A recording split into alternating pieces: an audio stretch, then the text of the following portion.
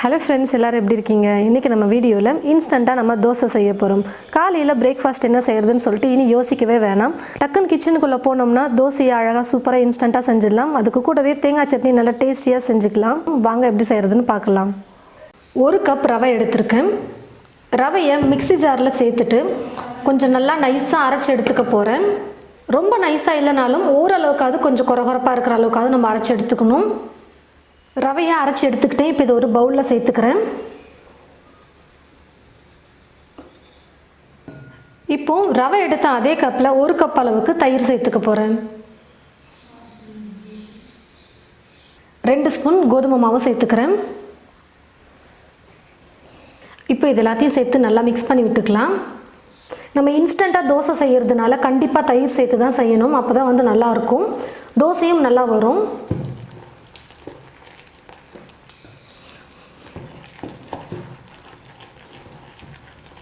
இதே கப்பில் கொஞ்சமாக தண்ணி சேர்த்து நான் இதில் சேர்த்துடுறேன்.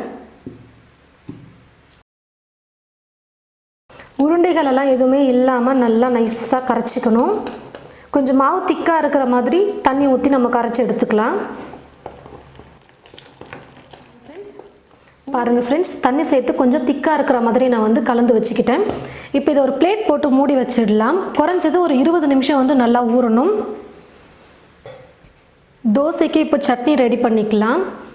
ஒரு பெரிய தேங்காவில் 1/4 மூடி தேங்காவை எடுத்து நான் சின்ன சின்னதாக கட் பண்ணி எடுத்து வச்சுருக்கேன்.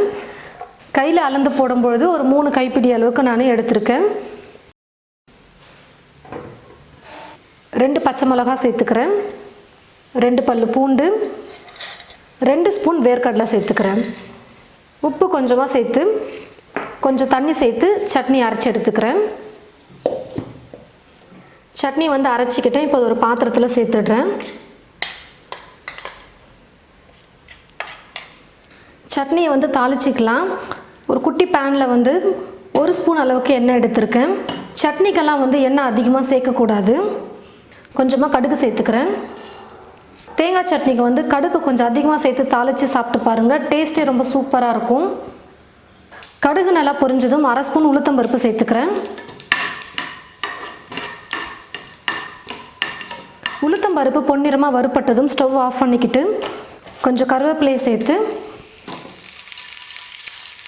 ரெடி பண்ணி வச்சுருக்கிற சட்னியில் சேர்த்துடலாம். பாருங்கள் ஃப்ரெண்ட்ஸ், நல்லா 20 நிமிஷத்துக்கு நான் ஊற வச்சு எடுத்துக்கிட்டேன். ரவை வந்து இப்போ நல்லா ஊறி வந்திருக்கும்.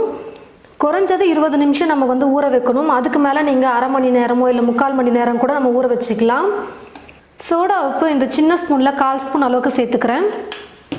உப்பு தேவையான அளவுக்கு சேர்த்து நல்லா மிக்ஸ் பண்ணிக்க போகிறேன். இப்போ பார்த்தீங்கன்னா மாவு வந்து நல்லா கெட்டியாக இருக்குது. கொஞ்சம் தண்ணி சேர்த்து தோசை மாவு பதத்துக்கு நம்ம மிக்ஸ் பண்ணிக்கலாம். உப்பையும் சோடா உப்பையும் சேர்த்து குறைஞ்சது ஒரு 2 நிமிஷமாவது நல்லா கலந்து விட்டுக்கோங்க.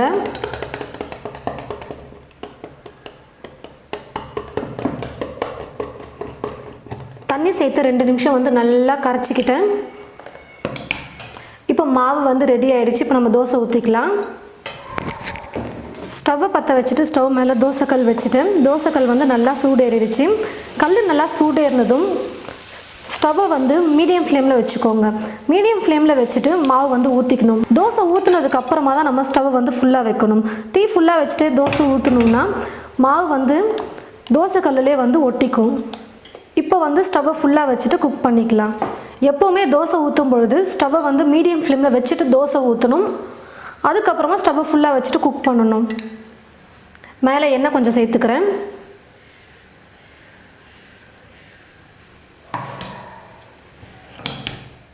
ஒரு பக்கம் தோசை வெந்துருச்சு. இப்போ நான் திருப்பி போட்டுடுறேன்.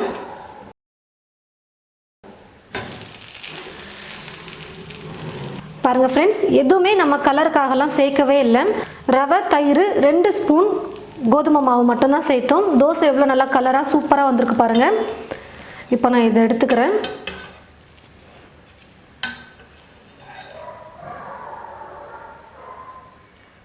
மாவு வந்து கரெக்டாக நம்ம மிக்ஸ் பண்ணிக்கிட்டோம்னா தோசை வந்து பர்ஃபெக்டாக வரும்.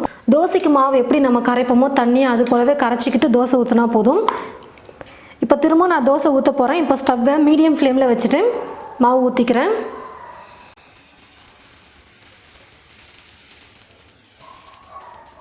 இப்போ ஸ்டவ்வை ஃபுல்லாக வச்சுட்டு குக் பண்ணிக்கலாம். மேலே லைட்டாக எண்ணெய் சேர்த்துக்கிறேன். ஒரு பக்கம் தோசை நல்லா வெந்துருச்சு. இப்போ நான் திருப்பி போட்டுக்கிறேன்.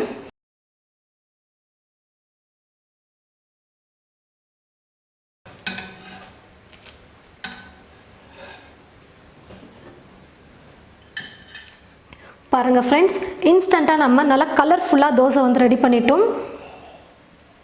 நல்லா மெல்லிஸாக செஞ்சோம்னா நல்லா கிறிஸ்பியாக இருக்கும் தோசை. இதுக்கு நம்ம சைட் டிஷ்ஷாக தேங்காய் சட்னியும் செஞ்சுருக்கோம்.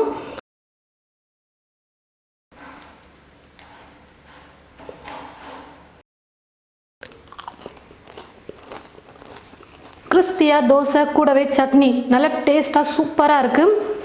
இனி தோசை மாவை அரைக்கிற வேலையும் இல்லை பாருங்கள். இன்ஸ்டண்ட்டாக நம்ம தோசை செஞ்சிடலாம். அதுவும் நல்லா கலர்ஃபுல்லாக எவ்வளோ சூப்பராக இருக்குது பாருங்கள். நல்லா கிறிஸ்பியாகவும் வந்திருக்கு. இந்த பிரேக்ஃபாஸ்ட் செய்ய 20 நிமிஷமே போதும். ஏன்னு பார்த்தீங்கன்னா ரவையை அரைச்சி ஊற வச்சுடுவோம். அது ஒரு 5 நிமிஷம் தான் வேலை. ரவை ஊறத்துக்குள்ளே சட்னி ரெடி பண்ணுறோம். அப்புறம் 20 நிமிஷம் கழித்து ரவை ஊறினதுக்கப்புறம் தோசை செஞ்சுட்டு போகிறோம். நல்லா சூடாக செஞ்சு சாப்பிட்டுடலாம். கிட்டத்தட்ட 20 நிமிஷம் இருந்தாலே போதும் பிரேக்ஃபாஸ்ட் வந்து ரெடி பண்ணிடலாம். இந்த பிரேக்ஃபாஸ்ட் வந்து நீங்கள் உங்கள் வீட்டில் ட்ரை பண்ணி பாருங்கள். ரொம்பவே டைம் சேவிங்காக இருக்கும். ரொம்பவே இன்ஸ்டண்ட்டாக நம்ம தோசையும் சட்னியும் செஞ்சுட்டோம் பாருங்கள். இந்த வீடியோ உங்களுக்கு ரொம்பவே பிடிச்சிருக்கும்னு நினைக்கிறேன். இந்த வீடியோவை மற்றவங்களுக்கும் ஷேர் பண்ணுங்கள். இது போல் நிறைய ரெசிபீஸ் பார்க்க தமிழ் ஃபுட் மசாலா சேனலை சப்ஸ்கிரைப் பண்ணி வச்சுக்கோங்க. கூடவே பக்கத்தில் இருக்கிற பெல் ஐக்கானையும் கிளிக் பண்ணிக்கோங்க. தேங்க்யூ.